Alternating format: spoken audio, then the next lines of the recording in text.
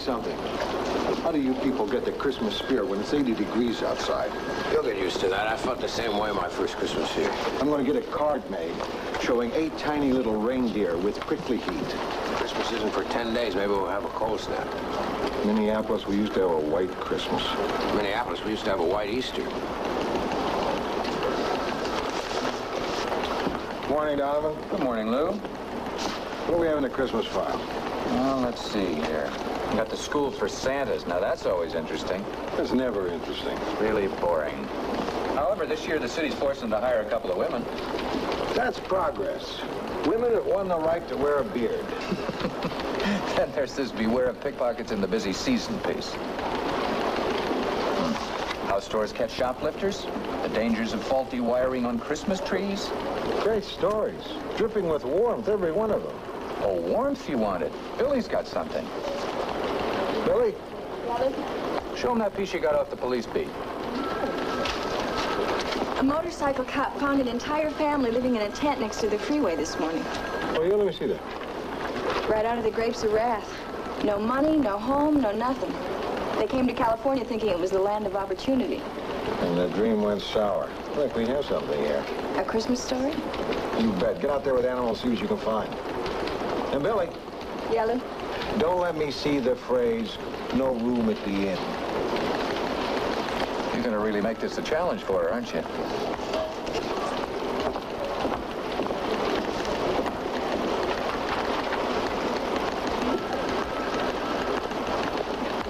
Lou. This is our city editor, Lou Grant. County Assessor Walter Harper. Look, I've got to get to a meeting, but I'm sure that Lou will get this cleared up. He'd better. Hello, Mr. Harper. What's the trouble? This is the trouble.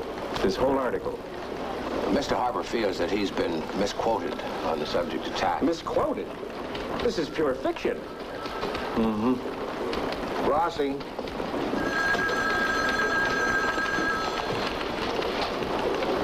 Oh, Mr. Harper? Rossi, Mr. Harper says you misquoted him about raising taxes. No way. Every word's a direct quote.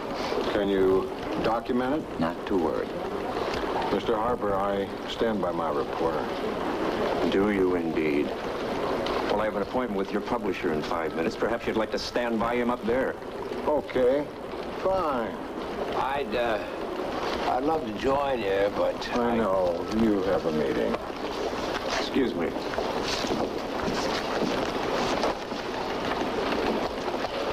It's flagrant, and at the very least, criminally irresponsible. Bull. What do you say, Mr. Rossi? He said bull. I asked Mr. Rossi what he had to say in his own defense. Do you have your notes, Mr. Rossi? Full and complete notes. All up here. What? Total recall. I said, what about a tax hike, Mr. Harper? And he said, no way to make up the deficit without one. And I said, why haven't you mentioned it in your speeches? And he said, the voters would kill me. And I said, they have to find out sometime. And he laughed and said, well, there's time enough after the election. See, total recall. The man didn't take a note. Now, he can stand here now and say any fool thing he wants. Meanwhile, I've been made to look like a hypocrite by your paper. With a memory like mine, I frankly don't know why I even bother to use one of these. Oh, now, wait a minute. I think there may just be a law about using electronic eavesdropping devices. Please, Mr. Harper, let's listen to this. What about a tax hike, Mr. Harper? No way to make up the deficit without one. Why haven't you mentioned it in your speeches? Voters would kill me. They have to find out sometime. There's time enough after the election. Now, give me that. What are you going to do, erase it? Everybody heard it. No, you didn't go back far enough.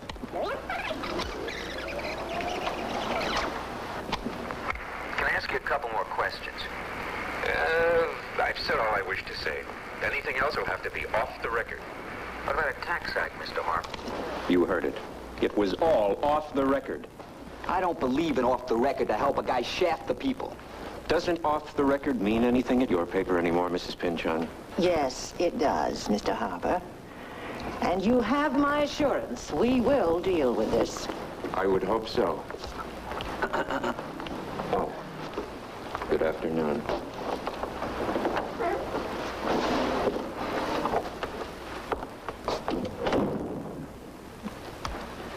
You have violated one of the fundamental tenets of newspaper reporting. I do not intend to condone this behavior. Do you hear me? But Mrs. Pinchon, Do you hear me, Mr. Rossi? Yes, yes. Good. Now, will you please leave us? Wait for me downstairs. I want to talk to you.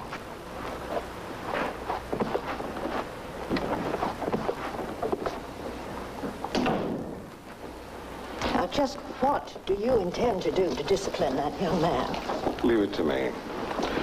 When you're dealing with a man of his talents, you have to be careful. He's very high-strung, very temperamental, but he can be handled. It's a matter of understanding human psychology.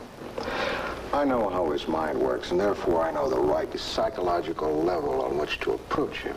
I'm going to kill you, Rossi. Let's not make irresponsible threats. It's not irresponsible. It's carefully thought out. I'm going to kill you. Look, Lou, not physically, you understand, much as I'd enjoy it. No, I'm going to kill you intellectually. I'm going to break your spirit. What does that mean? That means that I've given this some careful thought. A lot of effort is going to go into choosing your next assignment. Listen, Lou. Now, I know you don't have much respect for old newspaper cliches, but off the record, you're going to wish you'd gone into your father's fertilizer business. Instead, I work in this fertilizer business. You'll have a little fight left in you, huh, kid? Yeah. You won't.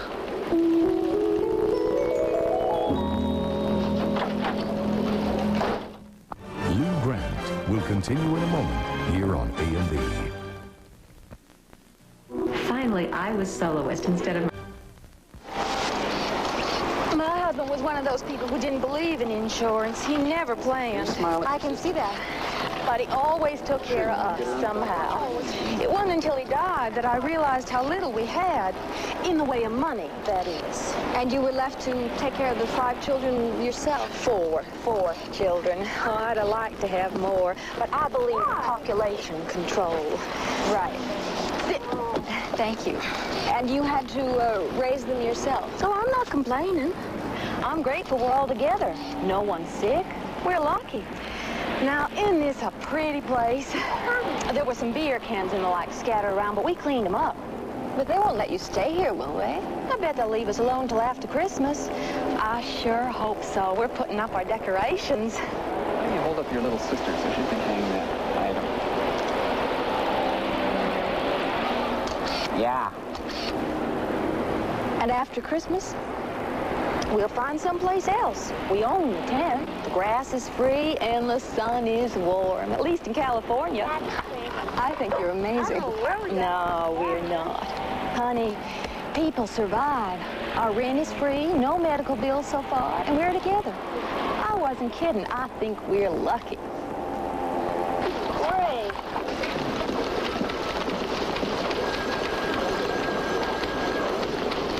Oh, Mr. Rossi, if it's not too much trouble, may I have a word with you? You'll be excited to learn that I've chosen your next assignment. Really gonna go through with this thing, huh? I don't make idle threats, Rossi. In your case, I've spent some time selecting a story tailored to your special skills, both as a writer and as a reporter.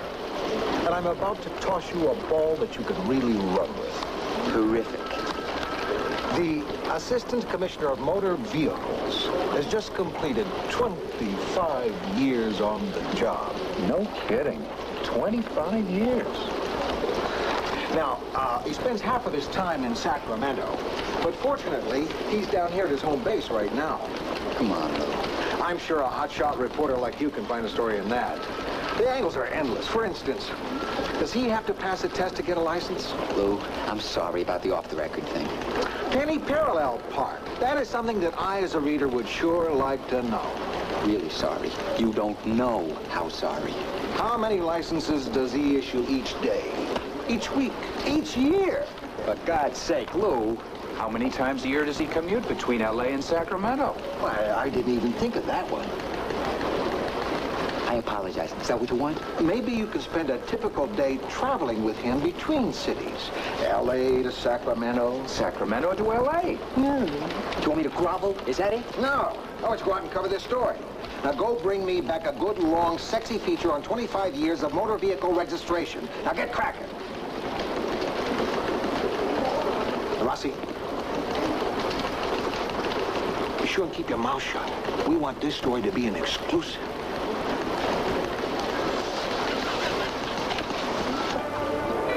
You like it?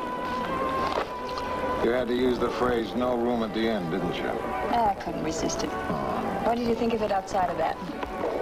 Pretty good. And? What do you mean, and? That's as gushy as I get. Billie, I saw your byline in the Trib about the family in the tent and all. It was a wonderful article. Thank you very much. Just beautiful. Thank you. I was terribly moved by it. Mr. Grant was just saying the same thing. I tell you, when I read that... Can I have some more coffee, please? Oh, right away. Billie, I wonder, I'd really like to help that family. I know it's not much, but would you give them this? Oh, no, I can't. Oh, look at that. Vivian! No, don't do that. She wants you to give it to him. You only make her feel stupid if you give it back. Well, what'll I do with it? Give it to those people. $2? You may get some more. If you touch Vivian, you probably touch some others. I bet you get some more. You think so? I wouldn't be at all surprised.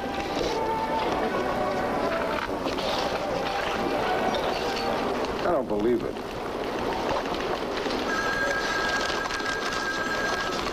Please forward this check for $20. It may help a little. Here's another one with money in it. Cash, $10. Please give this to those poor people. Who says cash in the mail?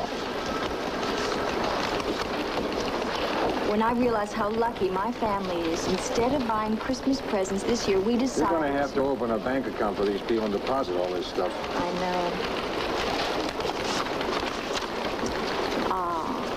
Please tell them not all Americans are selfish, and give them this check. The whole city's opening his heart. There isn't one negative letter. Yes, there is. Don't encourage welfare bums and left-wing perverts. I have evidence communists killed Herbert Hoover. Signed T.J. Eckert, professor of romance languages, Glendale College. That one doesn't count. He sends that every week. Oh, look at that. I appreciate you giving me your time, Commissioner. Oh, that's okay. Go on in, sit down. Make yourself comfortable.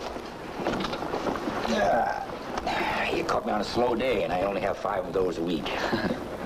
I know some people hate talking to reporters. No, I don't mind at all. I don't for the life of me know what story there is in me, but then I don't know much about newspapers. I do read them, and this sure sounds dull to me. Well, to tell you the truth, I couldn't agree with you more. It's my boss's idea. I'm being punished. Well, now, that's flattering as hell, you know that. I'm sorry. No, listen, don't be sorry. I mean, there is simply no story in Malcolm Finley. But I've got to do it. So what I thought I'd do is I'd go to your home, take some pictures. Of what? Your wife, your kids, your dog, anything to pad. Oh, no. I can't agree to that. Why not? Because my wife, Mrs. Finley here, has a thing about reporters. And she's a very private person. I'm just talking about puff stuff. You know, wife of the commissioner. Does she worry about her driving? Do her friends come to her to try to get their tickets fixed? I know, but she just does not want her family in the public eye. You know, she's shy and uncomfortable with interviews. And, well, let's face it. She does have a right to her privacy.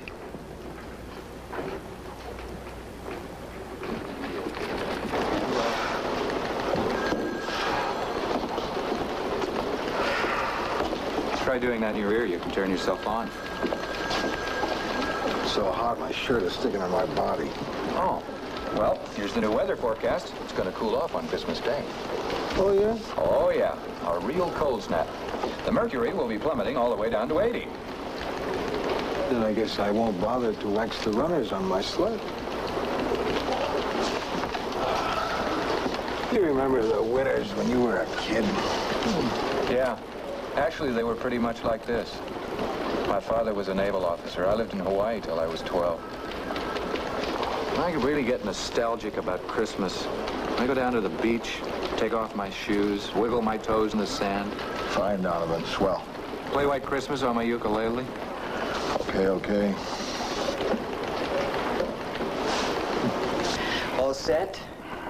I got some dandy stuff for the kids and the tree. Shall we rush it back to the lab to see if we can't make the home edition? Listen, I am really sorry about the dog not being here, you know, but he's at the vet. He's being wormed. Well, I'll just try to work that right into... Oh, now. Oh, can you bear it? We're going to be celebrities. Daddy's home. Daddy. Hi, sweetie. Hello, Portillo. I thought I asked you not to, Mr. Rossi. Oh, but now, Mr. Rossi couldn't have been nicer. Mr. Findlay, you have a very lovely family. I think you're going to be very pleased with the pictures. I'm sorry, but I can't let you have this film.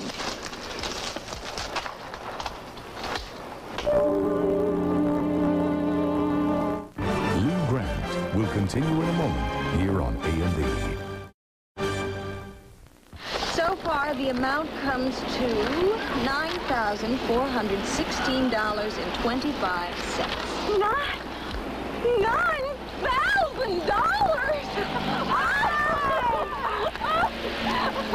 I can't get used to that word, thousand. Now, if you said 100, I might be able to believe it. No, I still wouldn't believe it. Here's your bank book. All you have to do is sign this card, and it's all in here. Oh, you see that, kids? We're rich! Well, I wouldn't say rich exactly, but you won't have to spend Christmas in a tent at any rate. Oh, that's for sure. There's just one thing I gotta tell you, though. I'm kind of ashamed to say it, but you'll have to show me how to use this. You see, I never had a bank account before. Don't worry, there's nothing to it. Spending money's like swimming. Once you learn, you never forget. Meanwhile, here, we've got a whole bag of these at the office, but I thought I'd show you a selection. I'm going to answer every one of these personally. Every one. Oh, my, would you look at these? And there's more coming in. Instead of toys this year, thanks for teaching my family the true meaning of Christmas. They're moving into a real apartment this afternoon. I thought we could all chip in and send them over a Christmas tree. Not a bad idea. We ought to get two while we're at it. We need one around here. The city room? Or a wreath. We should have something. What's this? Lou wants something to make it feel like Christmas around here. How about a drink? That might help. Hey, seriously, we are going to have a party, aren't we? A party? What do you mean? Christmas party. Gotta have a Christmas party Christmas Eve. Right after we put the city edition to bed. Gotta have a Christmas party.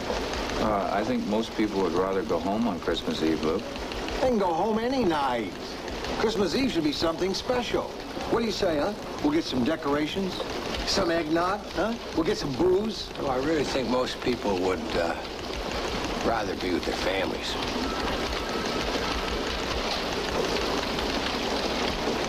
Yeah. Okay, sure. You know, if it were any other night. Sure. Do you have any plans? Oh, yeah. Don't worry about me. Well, I wasn't worried. I just wondered. Sure. Big plans. Big plans. Yeah, there's a place off Hollywood Boulevard that sells out-of-town newspapers. Figured I'd pick up one of the Minneapolis papers and read it with my Christmas dinner. In the drugstore. Listen, Lou. And afterwards, I'd try to find one of those all-night movie houses. Maybe one that's showing Miracle on 34th Street. I love that movie. What harm could a little party do? So people get home an hour later. So what?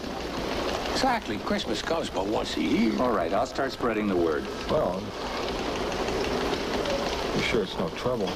What trouble? A little eggnog, a little booze. I'll bring the decorations. Here's some more mail, Billy, about that family. Put it on your desk? No, give it to me, Ivan. Show this to Mrs. Pinchon. She will be so tickled. In the follow-up I'm doing, I described the response. Yeah, but I want her actually to see these letters. I mean, this is tangible proof of what kind of job we've been doing. Charlie, she already knows what kind of job we've been doing. In fact, I have a better idea. Donovan, find the animal, send him up to the tower. What for? to shoot Mrs. Penchant behind a desk piled with mail. Look at him. He looks sort of like an Ivy League Santa Claus. Who'd ever believe that beneath that gentle, kindly exterior was a gentle, kindly man? He really gets into the old Christmas spirit, doesn't he? Have you ever been to his house at Christmas? It's really wonderful. They decorate the bathrooms. Oh, come on. I'm not kidding. I'm not kidding.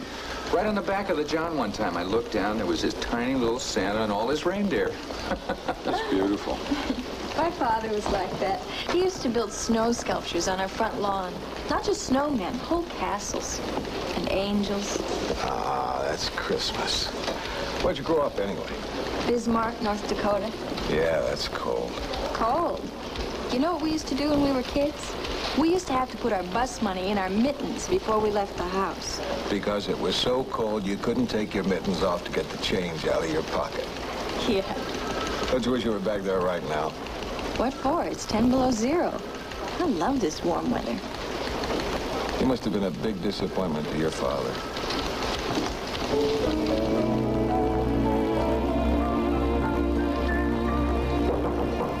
Come in. Oh, Mrs. Penchant's called. When you see this, Mrs. Penchant. And this is only a small sample. We had 3 bags this size yesterday. I expect at least 2 more today. And I figure that if each bag averages... You. Why are you doing this? Because, you see, I visualized Mrs. Penchant a really striking publicity picture. Just a demonstration of, you know... Are you drunk? That's the only acceptable explanation for your behavior. Well, I did have lunch with the advertising department today. Good. Now, what are you going to do with these?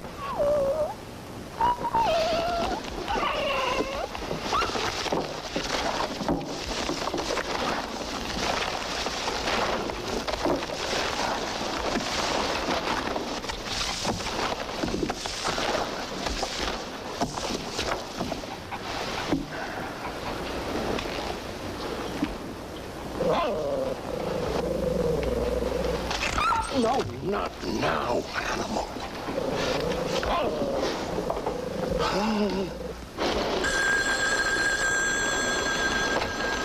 City desk.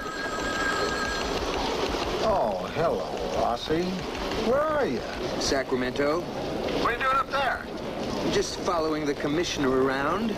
Don't get smart with me, Rossi. Don't try to teach me a lesson when I'm teaching you a lesson. Lou, I'm just doing the best I can with an impossible assignment. Listen, Rossi, if you've learned your lesson, you can come on home. No, I'm going to stick with this one. No, I'm not with the commissioner, exactly. I'm just sort of watching him from afar.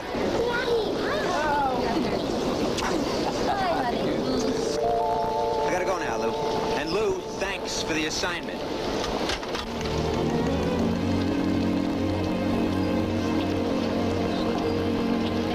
Wait till you see how the kids decorated the tree while you were gone. Lou Grant will continue in a moment here on A&B.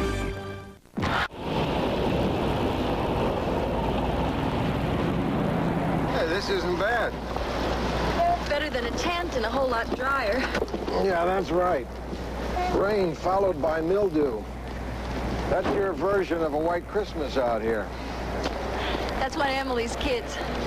Hi, Frankie. Attaboy. I used to make a few bucks myself polishing cars. You didn't have to do that. Oh, just little things. For the younger kids. I like buying toys.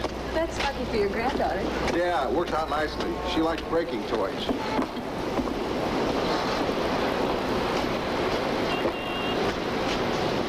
Thank you.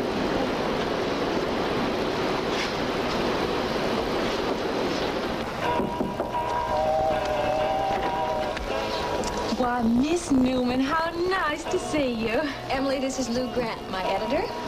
Pleased to meet you, Mr. Grant. Lou, pleased to meet you, Emily. You're a plucky woman.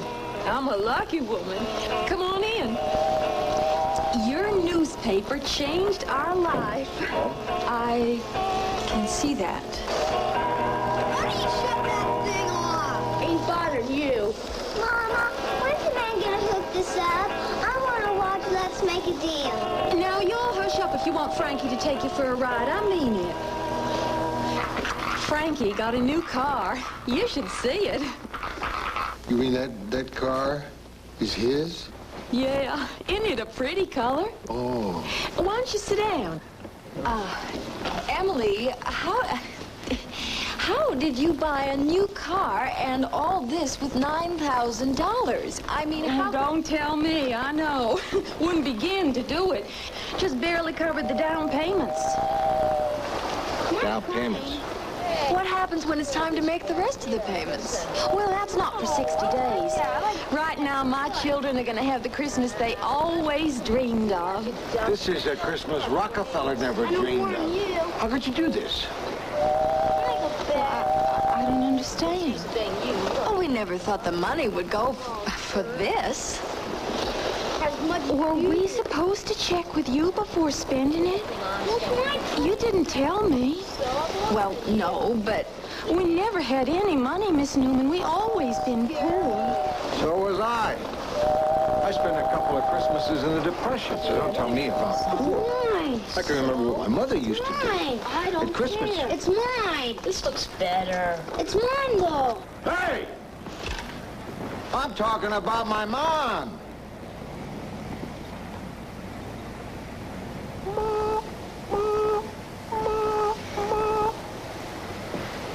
We're poor, too. But my mother saved up all year. Do you know what she gave me for Christmas when I was his age? A pair of socks. Brown socks. Being poor is no excuse for this. It's just dumb. Lou. Well, it is. That money could have been used to set up an education fund for these kids. Instead, it's a down payment for a lot of junk that'll all have to go back when you can't pay for it. That's dumb.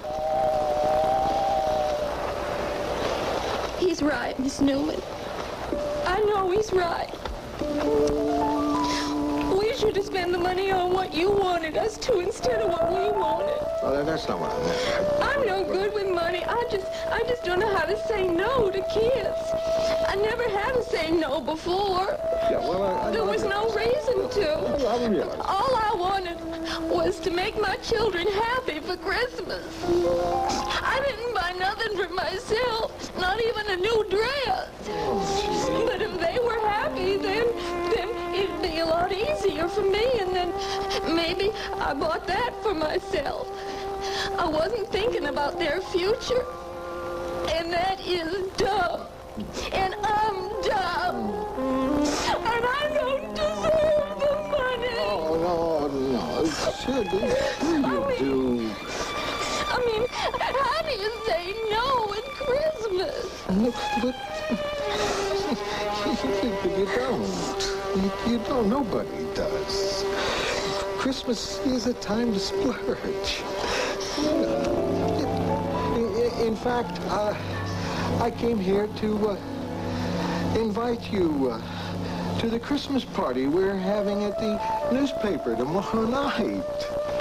Really? Yeah. Sure. So, we'll see you tomorrow night, huh? What about these? What? Those? Oh. No, these are just, my laundry. Tomorrow night.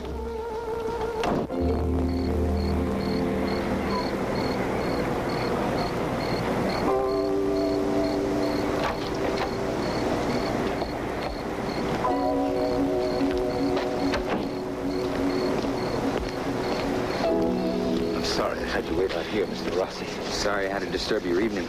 Well, you're going to disturb a lot more than my evening, aren't you? I'm afraid so.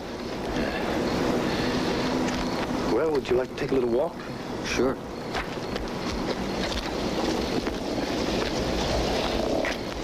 How? That's the obvious question. How did you come to be married to two women at the same time? Well, it's easier than you think. You have to understand, Mr. Rossi, that what's unusual about me is simply that I'm a very ordinary man to whom something extraordinary has happened. How long has this been going on? For 13 years. 13? Wow. My job makes me travel back and forth almost constantly between Sacramento and Los Angeles. And it was on a trip to Los Angeles that I met Kay. And I began to see her more and more, and I suppose that sort of thing happens quite often. But other men don't marry their girlfriends, at least not without divorcing their wives first. Well, I love my wife, Alma. I still do. But gradually I began to find myself falling in love with Kay, too. Kay's a very old-fashioned girl. That things like bigamy? No. No, she didn't know I was married. She's old-fashioned about premarital affairs. And she thought that if I didn't want to marry her, then I didn't love her. But I did love her. So, how could I not? What about Alma? Alma? Yes. I love her. I love them both. And I've been happy with them. My God, I think I've made them happy. With no problems? Well, virtually none. Although 6 specialists have been unable to do anything about my ulcer. And outside of that, there are virtually none. Unless you want to count yourself, you know. Oh, but it was going to come out sooner or later. Well, maybe. Maybe.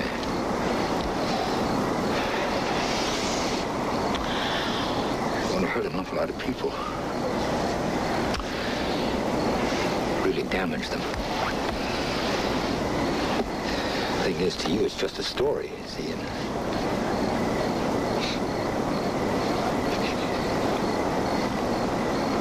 is there no way? Please.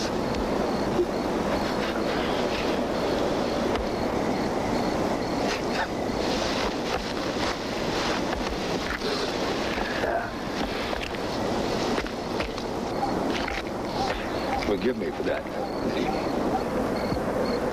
Sure.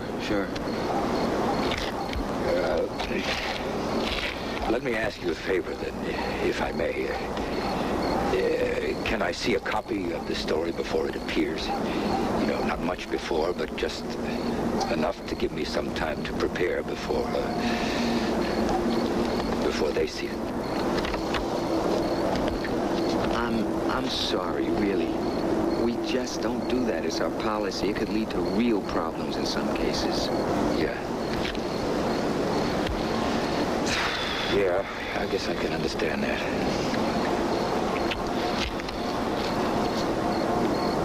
Well,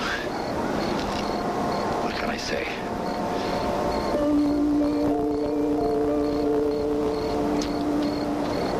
Thank you for talking to me.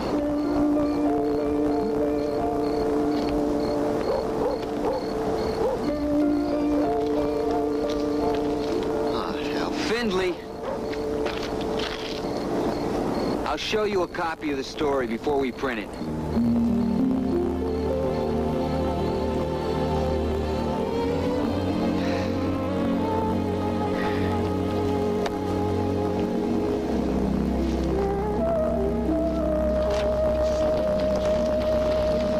Hey, Lou. Oh, how was Sacramento? Theater still as good up there as ever? I have got a story, a real story. Fine. Go write your story. I don't have to. The story will write itself.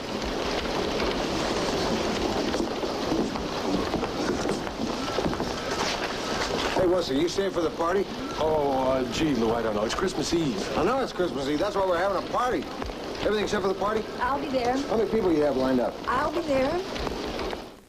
Lou Grant will continue in a moment here on A&E.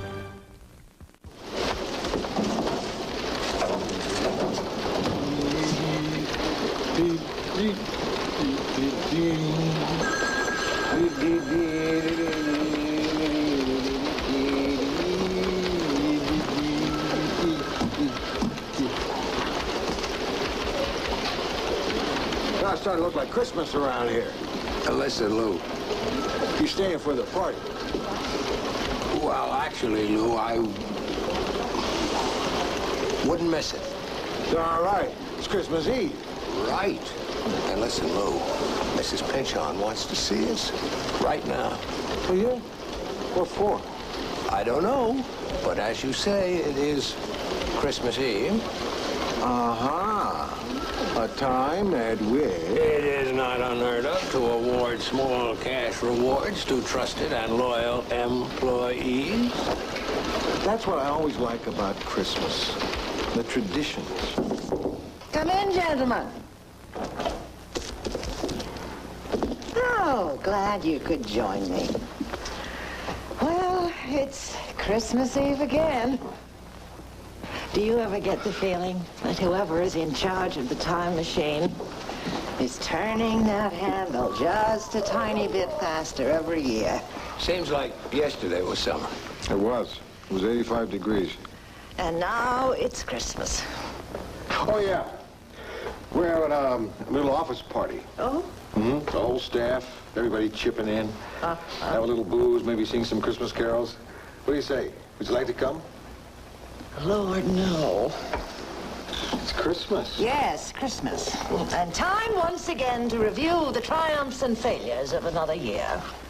Frankly, gentlemen, I have no hesitation in stating I think our triumphs have far outnumbered our failures. We made some mistakes, too. I know that.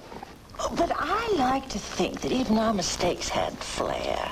We're somehow larger than life. You know, Fiorello LaGuardia once said, when I make a mistake, it's a beaut. I like to think of the Trib's mistakes as being beauts. I like to think that too, Miss Bishop. You know, I was talking to a friend of mine about her newspaper. Oh, Catherine Graham?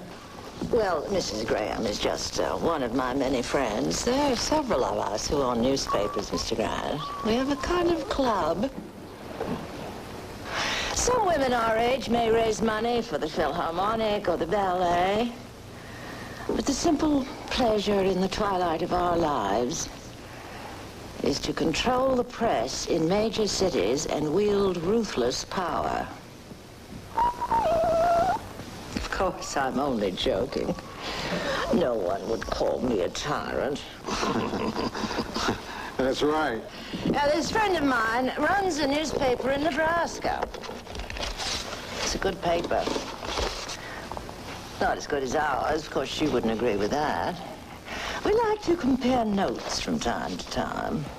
Enlightening and helpful, Mr. Hume. Now, my friend told me her paper ran a story a month or so ago.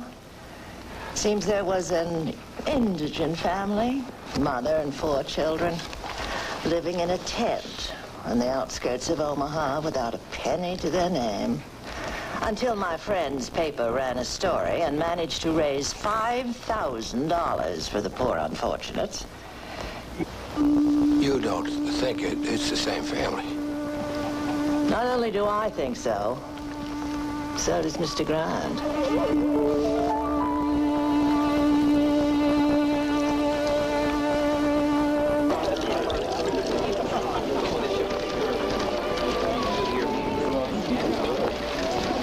It was only 4,000. You mean to If say... they say it was 5,000, and somebody on that paper kept $1,000 of our money, that really makes you wonder about people, doesn't it?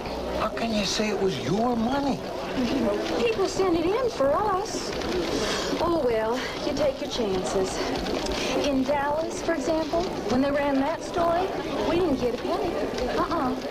Of course, that was in August, and you can't make people feel much sentiment in August.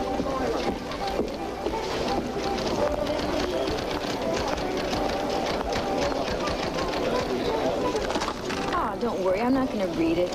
I just brought you a drink. You brought me a drink. What's the occasion? Rossi, the occasion is called Christmas Eve in this part of the world. Have a drink. No, thanks. Oh, come on. If I can treat you like a human being one day of the year, you can reciprocate. I'm working. Yes, I see that. We all see that, Rossi, and we're impressed as hell. That's not the point. Yes, it is. Rossi, the total pro, has no time for sentiment. Granted, it would only take 5 minutes to come over, have a drink, and say Merry Christmas, but that would damage the image. You're as hard as nails, and tomorrow's just another day, right? Wrong. Okay, Go back to your story. Don't keep the world waiting. If you'll pardon the expression, Merry Christmas.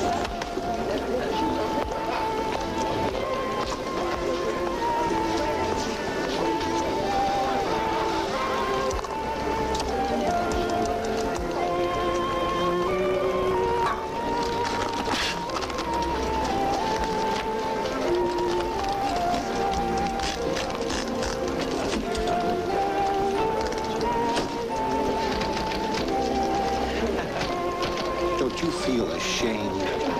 What for? The papers are nice enough to write about us, and people are nice enough to give us money. It's how we survive.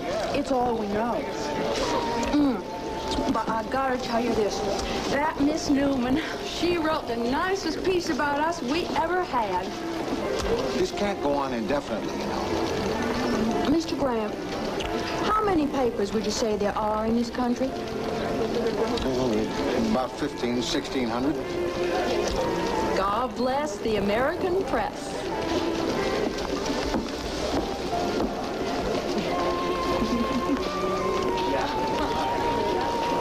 Billie know about her yet? I thought I'd wait until after Christmas to break it to her.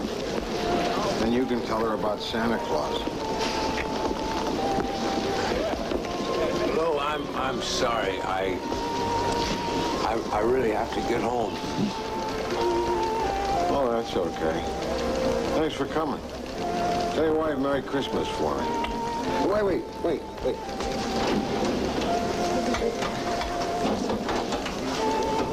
Give these toys to your kids.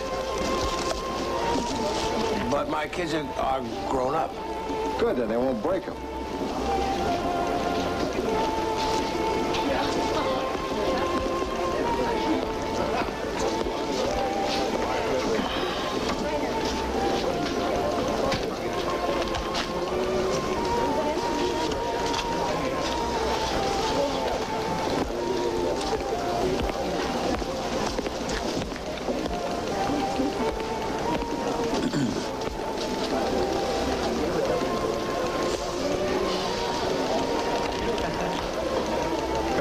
Vehicle Department is instituting a pilot program to reevaluate the driving skills of people over the age of 65. Assistant Motor Vehicle Commissioner Malcolm Finley said the program is patterned after similar programs in other states. What's this? It's the most boring crud I ever read in my life. This is the story that you came up with? The one that was going to write itself? Guess I was wrong. I thought you could find a story in anything. Apparently, I can't. Well, don't worry, kid. It happens to the best of us.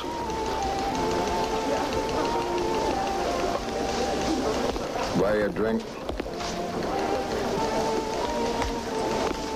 Why not?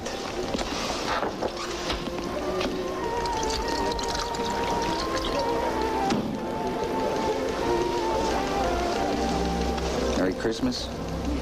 Why not?